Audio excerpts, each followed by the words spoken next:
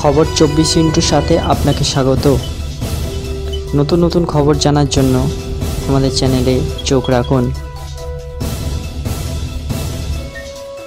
মালদার তৃণমূল নেতা দুলাল সরকার খুনের ঘটনায় দলেরই টাউন সভাপতি তথা হিন্দি সেলের জেলা সভাপতি নরেন্দ্রনাথ তিওয়ারিকে গ্রেপ্তার করল পুলিশ। মঙ্গলবার কয়েক দফায় ওই নেতাকে ইংরেজ বাজার থানায় জিজ্ঞাসাবাদ করা হয়। থানায় ডেকে পাঠানো হয়েছিল নরেন্দ্রনাথের দুই ভাই ধীরেন্দ্রনাথ তিওয়ারি এবং অখিলেশ তিওয়ারিকেও। তারপরেই প্রাক্তন কাউন্সিলর নরেন্দ্রনাথ গ্রেপ্তার হয়েছেন। পাকড়াও হয়েছেন স্বপন শর্মা নামে আরও এক নেতা। এ নিয়ে মালদহের তৃণমূল নেতা খুনের গ্রেপ্তারির সংখ্যা বেড়ে হয়েছে 7, তবে এখনও খুনের কারণ স্পষ্ট হয়নি।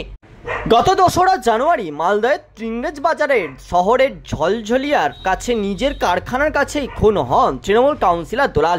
সিসিটিভি ফুটেজ দেখা যায় প্রাণে বাঁচতে কারখানায় ঢুকে পড়েছিলেন ওই তৃণমূল নেতা, কিন্তু শেষ রক্ষা হয়নি।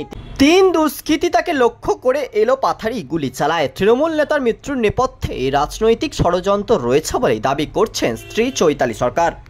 স্বামীর খুনের ঘটনায় বেশ কয়েকজনকে পুলিশ গ্রেপ্তার করলেও চৈতালির দাবি একাধিক ব্যক্তির ষড়যন্ত্রের শিকার হয়েছেন দুলাল। ঘটনাক্রমে সোমবার রাতে ঘটনাস্থলে গিয়েছিল ফরেন্সিক দল। তারা বেশ কিছু নমুনা সংগ্রহ করে নিয়ে যায়। তারপর মঙ্গলবার ওই মামলার তদন্তে তৃণমূল নেতা নরেন্দ্রনাথ এবং তার দুই ভাইকে থানায় ডেকে জিজ্ঞাসাবাদ করে পুলিশ।